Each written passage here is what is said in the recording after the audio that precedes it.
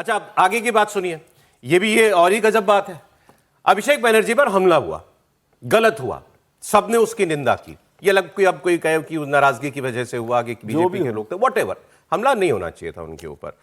ममता बनर्जी के भतीजे के साथ मारपीट हो, अंडे मारे जाएं, पूरा देश का विपक्ष जो है कि उस बीजेपी सरकार को कोसने लग जाए, और उसके बाद जांच में निकले क्या? जांच में निकले कि जो लोग पकड़े गए ये तो टीएमसी के वर्कर थे। ये दावा बीजेपी की मंत्री कर रही हैं कि ये जो पकड़े गए लोग हैं ये टीएमसी के वर्कर्स हैं। और कौन है?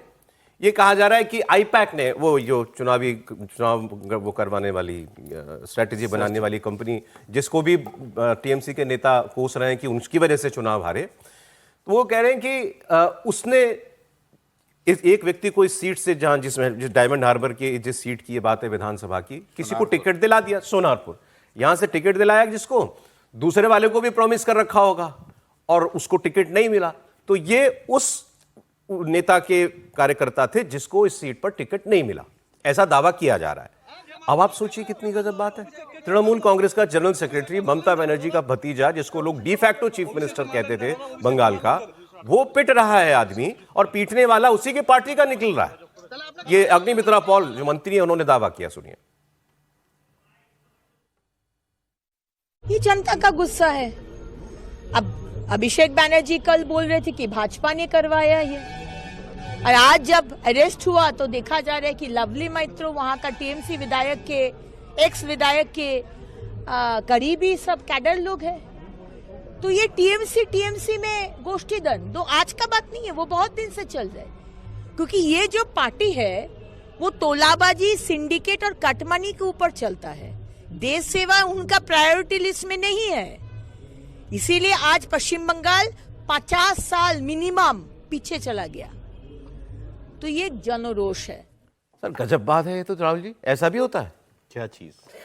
तो कार्यकर्ता नेता को पीटता है? देखिए, इसमें बहुत सारी बातें हैं निकल के। अभी जांच का विषय है कि किसने किया, क्या किया। लेकिन जैसे अब कांग्रेस के नेता वहाँ अधीर रंजन चौधरी कह रहे हैं कि अगर ये मतलब रिवेंज होता या फिर ये नाराजगी होती तो उसी कॉन्स्टिट्यूंसी के वो लोग होते जिन्होंने मारा, वो तो किसी और कॉन्स्टिट्यूंसी के लोग थे। तो खैर ये तो सारी जांच का विषय है। लेकिन मैं ये मानता हूँ कि ये सब होना नहीं चाहिए। ये रिफ्लेक्शन, जैसे कि नड्डा जी पे तब अटैक हुआ था तो ये बात हो रही थी कि टीएमसी ने ये करवाया है, और अब अगर ये अटैक हुआ है, सरकार बीजेपी की है, तो रिफ्लेक्शन है ना कि आपका लॉ एंड ऑर्डर ठीक नहीं चल रहा, तभी तो इस तरह की घटनाएं हो रही हैं। तो मुझे लगता है इस तरह की घटनाएं होनी नहीं चाहिए। हार और जीत इलेक्शंस में होती रहती है। दूसरी बड़ी बात जो है, टीएमसी, ऐसा भी लगता है कि टीएमसी जो ममता बनर्जी हैं, उनको अपनी पार्टी पर पूरा कंट्रोल जो है खो रहे थे। जैसे विजय जी भी कह रहे थे कि क्रम्बल हो रही है पार्टी, तो पूरा कंट्रोल जो है वो अपनी पार्टी पे खो रहे हैं। अगर उनके एमएलए उनकी बैठक में नहीं आते तो साफ है कि तृणमूल कांग्रेस जो है वो सिर्फ एक मतलब पर्टिकुलर ममता बनर्जी के डर से या फिर उस तरह से जो है एक पार्टी बनी हुई थी। जैसे ही उनका थोड़ा डर खत्म हुआ, पार्टी जो है वो टूटने लगी। तो मैं बताऊं क्या लग रहा है, जैसे ये भी उसका एक सिम्टम है उसी चीज का। तृणमूल के नेताओं के अंदर डर है, वो पब्लिक में नहीं जाना चाह रहे, और वो अपनी पार्टी के साथ खड़े होते भी नहीं दिखना चाह रहे। उनको लगता है जितना अभी इस वक्त होता है उल्टा, जब आप चुनाव हारते हैं तो भाई जो मजबूती के साथ पार्टी का आदमी होता है वो डट के खड़ा होता है, कोई बात नहीं, हार गए। इनको डर लग रहा है कि अगर अब भी लोग हमको जो है अपनी पार्टी का बचाव करते दिखेंगे तो जाने हमारे साथ क्या हो जाए, जैसे ये हुआ अभिषेक बनर्जी के साथ। तो ये भी एक बहुत बड़ी वजह है कि लोग जो है ममता जी के कहने पर भी नहीं जा रहे। समीर जी, निश्चित रूप से। लेकिन आपने प्रशासन कैसे चलाया, 15 साल की सरकार कैसे चली, दिख रहा है ना, रिफ्लेक्ट हो रहा है आज की तारीख में कि जिस तरीके से लोग सड़क पर आपके विधायकों को, आपके सांसदों को, आपके कार्यकर्ताओं को पिटने के लिए तैयार है। मतलब 15 साल आपने कितना शोषण करा है उस राज्य का, अब ये जनता बता रही है। भारतीय जनता पार्टी आरोप लगा रही है कि 15 साल ममता बनर्जी ने वहां पर टोल चलाया है, गुंडागर्दी से सरकार बना रही है, करप्शन चल रहा है। लेकिन अब तो जनता कह रही है ना, क्या भारतीय जनता पार्टी के कार्यकर्ता सड़कों पर निकल कर आ रहे हैं? प्रधानमंत्री मोदी ने तो बहुत स्पष्ट कहा, बंगाल चुनाव जीतने के बाद जो भारतीय जनता पार्टी के मुख्यालय में आए थे, उन्होंने कहा था ये बदलाव के लिए, बदले के लिए नहीं है, और कार्यकर्ता कोई बदलाव के लिए कार्रवाई। मैं इनकार नहीं करता कि इसमें बीजेपी के भी लोग होंगे। सर 50 में से 2 बीजेपी का अगर होंगे, 48 तो सामान्य जनता है, उसमें टीएमसी के लोग हैं। तो ये बता रहा है कि किस तरीके से कल्याण, आप मान रहे हैं इस बात को कि इसमें टीएमसी के लोग थे? कल्याण बनर्जी के संग हुआ, उसमें आ गया है कि उसमें आम जनता के लोग थे, उसमें बीजेपी का एक भी आदमी नहीं था जो कल्याण बनर्जी पर हमला हुआ। कल्याण बनर्जी के साथ हुआ क्या पहले ये तो पता लगे। कल्याण बनर्जी तो हीरो। अभी एक वीडियो दिखाऊंगा आपको, मैं मजेदार वीडियो बाद में वो गए जबकि इनको कहीं पत्थर नहीं लगा, कुछ नहीं लगा। उसके बाद आज सीआईडी के सामने जाना था, इनकी पेशी थी आज, किसके सामने?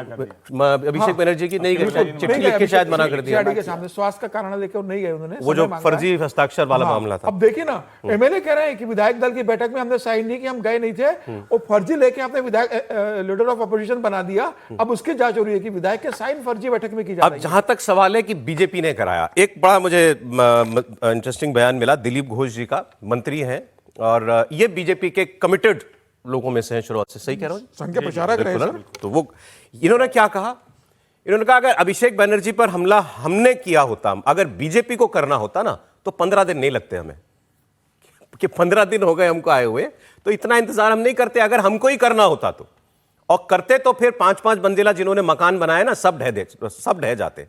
ऐसी बात उन्होंने कही। फिर आगे उन्होंने दूसरी बात कही, उन्होंने कहा जो आदमी अभिषेक बनर्जी के लिए इतने साल कभी जमीन पे नहीं उतरा, जो 22-22, 20-20 गाड़ियों को लेकर के चलता था, बॉडीगार्ड लेकर के चलता था, उसको हीरो बनने की क्या जरूरत पड़ी है? जब पता है कि लोगों में नाराजगी है तुम्हारे के खिलाफ, तो घर में बैठो ना, ये हीरोगिरी करने के लिए सड़क पर क्यों उतरे? उन्होंने कहा बहुत माल कमाया है, खाओ उसको बैठ के, अब यही समय है, घर बैठने का समय है तुम्हारा। तो वो ये कह रहे हैं कि लोग नाराज हैं, टीएमसी के लोग बेवजह घर के बाहर ना निकले। बीजेपी अगर मारता तो ना 15 दिन समय नहीं लगता।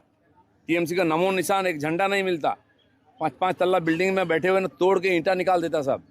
बीजेपी है, भगवान का शुक्र करो कि बीजेपी सत्ता में आई है, नहीं तो कोई टीएमसी का नाम नहीं मिलता। आज एक भी नहीं बचते नेता, रास्ता में उतार के मारते लोग। अपने MLA MP से, मंत्री से नहीं मिलते थे, केवल सिंडिकेट। तो जनता की जो रोष है वो तो कहीं ना कहीं आना चाहिए। जनता कितना खपा हुआ है देखिए, फलता इलेक्शन में अब टीएमसी को 4th पोजीशन मिला है। इशू को देख के समझ जाना चाहिए, काहे रिस्क ले रहे हैं? हीरो बनने क्यों जाते हो भाई, जो जिंदगी में नहीं किया है, रास्ता में कभी कदम नहीं रखा, 22 गाड़ी का कन्वॉय लेके घूमते थे, वो व्यक्ति आज जाके हीरो बनेगा? तो हम लोगों का तो बहुत धुनाई हुई थी। आज भी मेरे शरीर में दाग है, मैं कभी दिखाता नहीं किसी को। वैसे ये बात भी ठीक नहीं है। अब टीएमसी के लोगों को तो निकलना चाहिए, ये अब हाँ, पार्टी बचानी है, अगर लोगों की नजर में बने रहना है तो निकलना तो पड़ेगा ना। वो कह रहे मत निकलो, खतरा है। ममता निकल रही है ना, कल धरना प्रदर्शन कर रही है कल। दो बात है उसमें ना, निकलना चाहिए बिल्कुल। आप निकलेंगे क्या? हमसे गलती हो गई, हमारे जो कार्यकर्ता होगा उसको जाके दिलासा देंगे, हम जनता के मुद्दों पर लड़ेंगे। आज भी आप गुंडागर्दी की बात कर रहे हैं, आज भी आप इस तरह से बात कर रहे हैं जैसे लग रहा है कि अभी बस पलट देंगे। 5 साल के लिए कोई सरकार चुनी गई है, पूर्ण बहुमत की सरकार है, प्रचंड बहुमत है उसको, फिर भी आप नहीं समझ रहे। और मैं ये वाला नहीं मान रहा हूँ विधायक इसलिए नहीं पहुंचे कि वो डर के मारे नहीं निकल रहे जनता के। उनके ऊपर जो ममता बनर्जी और अभिषेक बनर्जी का डर का साया था वो समाप्त हो गया। अब वो नहीं डरते हैं बुआ भतीजे से, क्योंकि तब उनको डर था, तब जो भी कुछ था उनको लगता था कि हमें यही करना पड़ेगा। और हमने तो देखा है ना, आज बाबुल सुप्रियो कुछ भी बोले, जिस तरह से बाबुल सुप्रियो ने मतलब जिसको कहते रहे कि घर से चले और रास्ते में कुछ हो गया, यू टर्न ले लिया, इस टाइप से उन्होंने पार्टी बदली थी। जो बाबुल सुप्रियो को तो बाकायदा केंद्र सरकार में मोदी जी ने मंत्री बनाया था।